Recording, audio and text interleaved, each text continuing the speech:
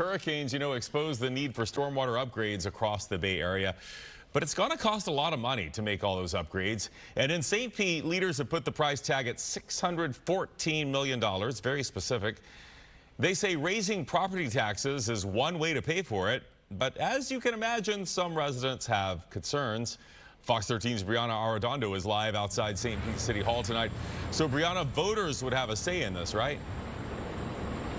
Yeah, so this plan, Chris, would put that choice of how to pay for it in voters' hands, but not until next year.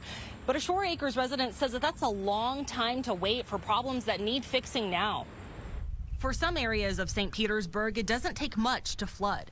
When it's high tide, water comes into our streets. So that has to stop. It's called sunny day flooding. St. Pete resident Kevin Batdorf is president of the Shore Acres Civic Association, a neighborhood that constantly deals with drainage problems. Hurricane Helene gave the rest of the city the perspective that we see. And he's one of many locals who want to see the city's infrastructure become more resilient. And so we've seen issues during the hurricanes with toilets not flushing, things like that. We need to make sure that those things aren't happening in the future. City Councilman Richie Floyd was among the committee members who heard city officials lay out a plan Thursday for $614 million in stormwater and wastewater projects. Well, the plan's just getting started, but we're having a discussion at City Hall right now about issuing bonds to fund infrastructure and paying for them by doing a referendum that would put it on property taxes instead of utility rates. So how to pay for the projects would be up to voters in November 2026,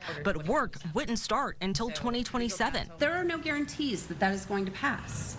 And if that is all we are waiting on to accelerate these projects and then it doesn't pass, what do we do then?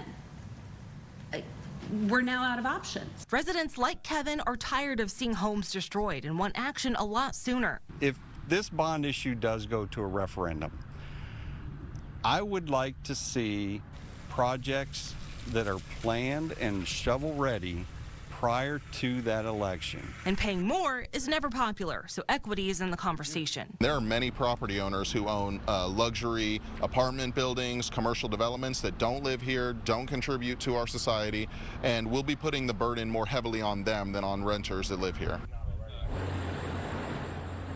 Now, City Council also brought up accelerating projects as a part of this plan, so they will continue to discuss this in another committee meeting in the coming months. Chris? All right, Brianna Arredondo live for us in St. Petersburg. Thank you, Brianna.